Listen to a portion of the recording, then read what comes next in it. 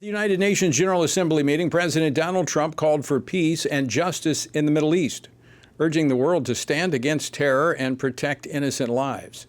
He warned that recognizing a Palestinian state now would reward those who commit violence against Israel and threaten regional stability.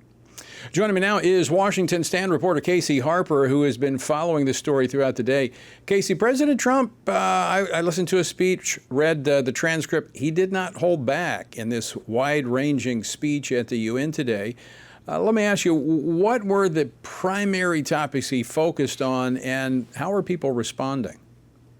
Well, you're right about that, Tony. He did not hold back. President Trump issued a strong warning today to the international community. He said recognizing a Palestinian state now would reward Hamas terrorists for their brutal terror attacks. Speaking at the United Nations in New York today, President Trump called for the immediate release of all the hostages, living and deceased, held by Hamas in Gaza. Instead of giving to Hamas and giving so much, because they've taken so much, this could have been solved so long ago. But instead of giving in to Hamas's ransom demands, those who want peace should be united with one message: release the hostages now. Just release the hostages now. While many world leaders at the UN have vocally expressed support for Palestinian statehood, Israel and its closest ally, the United States, remain steadfast in opposing moves they argue would embolden Hamas and undermine security in the region. And it's worth mentioning, Tony, another pretty shocking story today. The U.S. Secret Service discovered and dismantled a network of electronic devices within a 35-mile radius of New York City that threatened government officials just hours before President Trump's UN speech. According to officials, those devices are capable of disabling cell towers and aiding cyber attacks, and were found and seized across multiple sites. Well, thanks, Casey. I guess the good news is they found it, they discovered it, but it also shows us how great the risk continues to be within our country.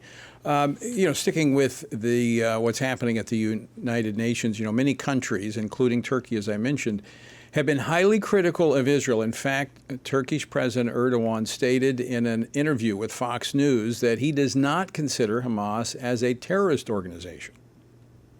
Yeah, that's right, Tony. In that interview with Fox, the Turkish president said he considered Hamas a resistance movement. But he didn't stop there.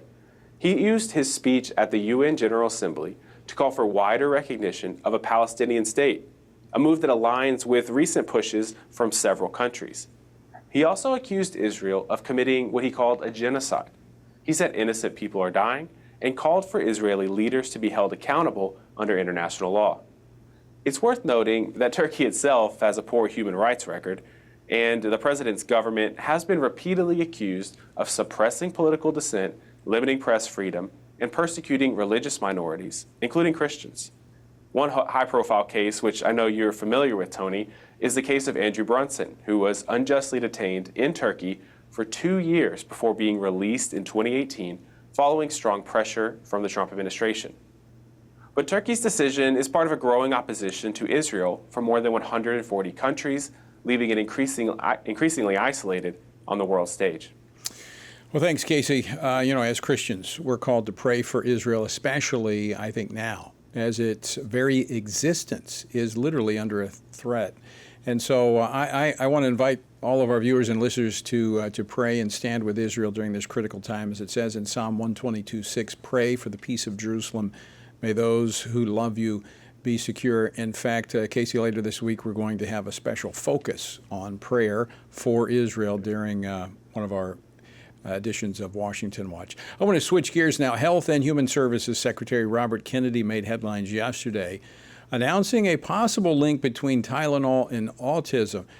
Casey, what's the latest on that? That stirred up quite a bit of opposition. It did indeed. At the White House yesterday, President Trump and Health Secretary Robert F. Kennedy Jr. suggested a possible link between autism, childhood vaccines, and the use of Tylenol during pregnancy. First, HHS will act on acetaminophen. The FDA is responding to clinical and laboratory studies that suggest a potential association between acetaminophen used during pregnancy and adverse neurodevelopmental outcomes, including later diagnosis for ADHD and autism. Now, the controversy is because those claims go against decades of established scientific research. Secretary Kennedy said the administration will launch an all-agency effort to explore all possible causes of autism, including toxins, vaccines, and drug exposures, and he urged doctors to use the lowest effective dose of Tylenol when necessary. Tony. Well, it's a big issue. A lot of people care a lot about it, as they should. So I'm glad they're looking at it. Hope they will come up with answers. Casey, very quickly, any updates on the negotiations to extend government funding beyond September 30th? Well, President Trump, he canceled a meeting with top Democratic leadership over this standoff over extra spending attached to the CR. And now with Congress in recess this week, the deadline October 1st, seems we're closer and closer to a shutdown. Well, we're going to watch that very, very closely. Thanks, Casey.